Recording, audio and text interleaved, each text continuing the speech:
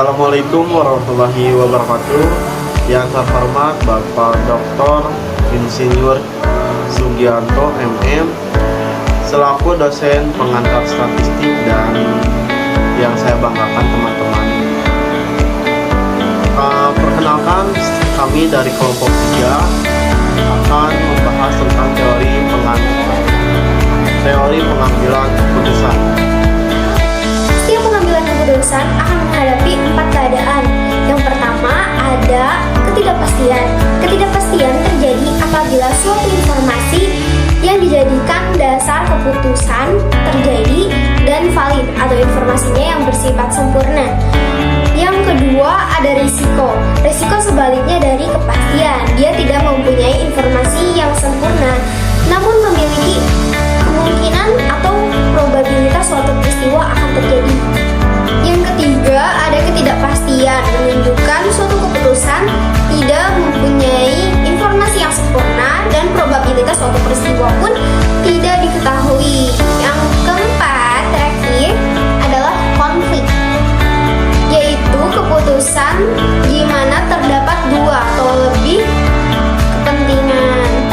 3 elemen atau komponen penting. Yang pertama ada pilihan atau alternatif yang tersedia bagi setiap keputusan, membuat setiap keputusan mempunyai minimal 2 peristiwa atau kejadian. Yang kedua ada state of nature, yaitu peristiwa atau kejadian yang tidak bisa dihindari atau dikendalikan oleh pengambilan keputusan. Yang ketiga adalah hasil atau payoff dari setiap keputusan, yaitu tabel yang menyajikan nilai keuntungan dari setiap state of nature pada masing-masing alternatif keputusan. Hubungan elemen-elemen dalam keputusan menurut Line 2002. Yang pertama ada peristiwa. Dalam peristiwa ini ada kemungkinan keputusan, dan setelah pengambilan keputusan maka dilakukan tindakan. Setelah tindakan itu terjadi, maka kita akan mendapatkan hasil dan profit atau keuntungan laba dan impas. Keputusan dalam keadaan berisiko. 4 langkah pengambilan keputusan berisiko yaitu mengidentifikasi berbagai macam alternatif yang ada dan layak bagi suatu keputusan. 2. Menduga probabilitas terhadap suatu alternatif yang ada. 3. Menyusun hasil atau payoff untuk semua alternatif yang ada. 4. Pengambilan keputusan berdasarkan hasil terbaik. Contoh, kode perusahaan, harga, jumlah saham, kondisi baik, dan kondisi buruk. Kondisi baik dibagi menjadi 2, yaitu dividen per bulan dan total dividen. Dan kondisi buruk pun dibagi menjadi 2, dividen per bulan dan total dividen. Nanti di sini bisa dilihat kode dan semua totalnya. Dan yang ketiga adalah nilai yang diharapkan. Di sini kita bisa lihat EV untuk investasi yang dilakukan Ibrahim. Di antaranya adalah saham, baik buruk, perhitungan EV, dan nilai EV. Nah, di saham ini pun menjadi 3 bagian. Ada LPBN, Mega, dan BBCA. Nah, di sini ada perhitungan baik dan buruknya, perhitungan EV, serta nilai EV-nya. Sudah tercantum semuanya. Let's review some concept. Di sini ada berbagai saham, baik, buruk, perhitungan IOL, dan nilai IOL. Di antaranya tuh ada LPNB, Mega, dan BBCA. Nah, di baik dan buruknya itu sudah tertera jumlah-jumlah dan ada perhitungan IOL dan nilai akhir dari IOL-nya. Di sini kita bisa menghitung menggunakan tabel berikut. Saham baik buruk dan ada macamnya, yaitu LPBN, Mega, dan BBCA. Nah, cara penyelesaiannya adalah pada kondisi informasi yang tidak sempurna, pilihan investasi adalah BBCA dengan nilai yang diharapkan EV sebagaimana ditunjukkan oleh tabel tadi.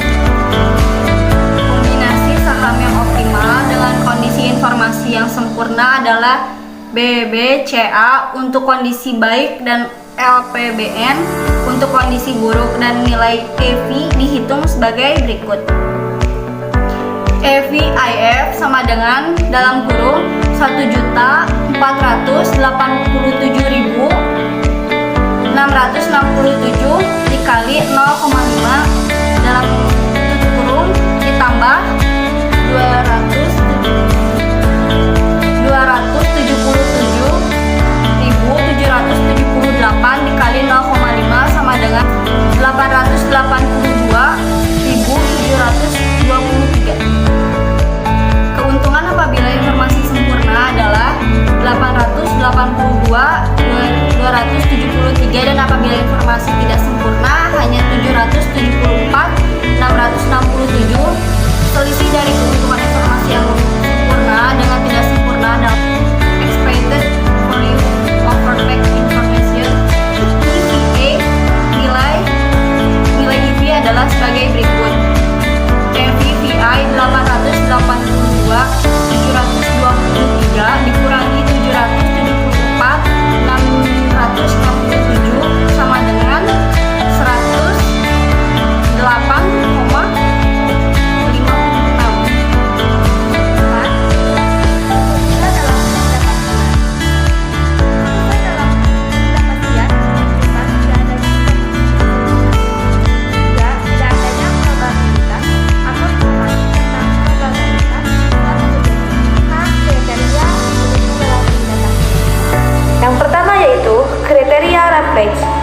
Yaitu suatu keputusan akan diambil apabila hasil perkalian antara hasil dengan probabilitas adalah yang tertinggi. Yang kedua, kriteria maksimin, yaitu pengambilan keputusan bersifat pesimis terhadap masa depan dan memilih hasil yang bernilai maksimum dari kondisi yang berpesimis, lakukan yang terbaik dalam situasi tertentu. Ketiga, kriteria maksimal, pengambilan keputusan bersifat optimis dan memilih hasil maksimum dari alternatif terbaik.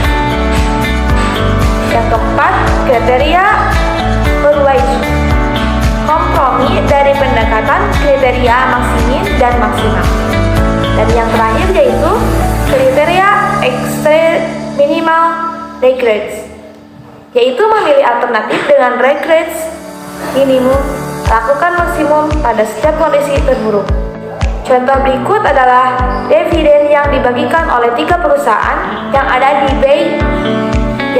batch yaitu LPBN, Mega, dan BBCA. Kriteria Laplace yaitu kriteria probabilitas yang sama. Pada kondisi ini ada 3 peristiwa hingga setiap peristiwa memiliki probabilitas 1 atau 3. Bila yang diharapkan extends value EV dan setiap alternatif adalah sebagai berikut.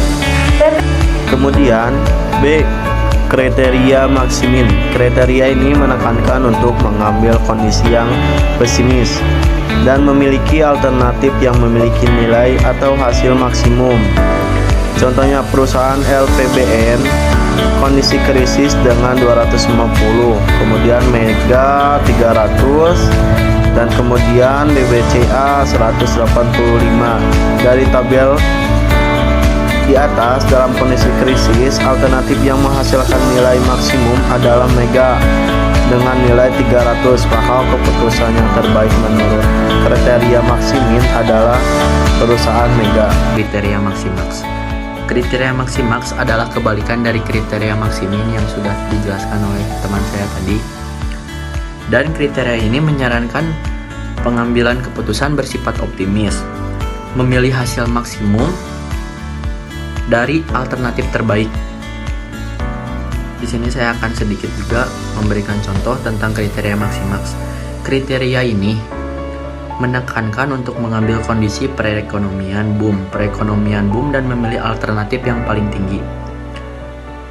Perusahaan LPBN Contohnya perusahaan LPBN kondisi boomnya 1180, perusahaan Mega 2000, perusahaan BCA 4463. Kriteria Maximaks memilih kondisi BUM dan nilai yang tertinggi BBCA Rp4.463. Pengambilan pohon keputusan. Pengambilan keputusan berdasarkan diagram pohon juga dapat digunakan dalam analisis keputusan dengan menggunakan hasil yang mungkin. Untuk membaca hasil keputusan dilakukan secara induksi mundur. Contoh 10-4 dengan menggunakan probabilitas relatif yaitu 0,63 untuk kenaikan dividen dan 0,37 untuk penurunan dividen. Sebagaimana contoh pada kriteria Umays. Ada 3 kemungkinan pembelian saham yaitu LPBN, Mega, dan BBCA. Nah, berdasarkan nilai rata-rata kondisi BOM yaitu perusahaan membagi saham di atas rata-rata mencapai 0,63 sebagai kondisi krisis. Berdasarkan 0,37 yaitu kondisi perusahaan memberikan dividen lebih kecil dari rata-rata yang bisa dibagikan pada gambar metode pertama adalah nilai hambatan dalam kurung FI, sedangkan 3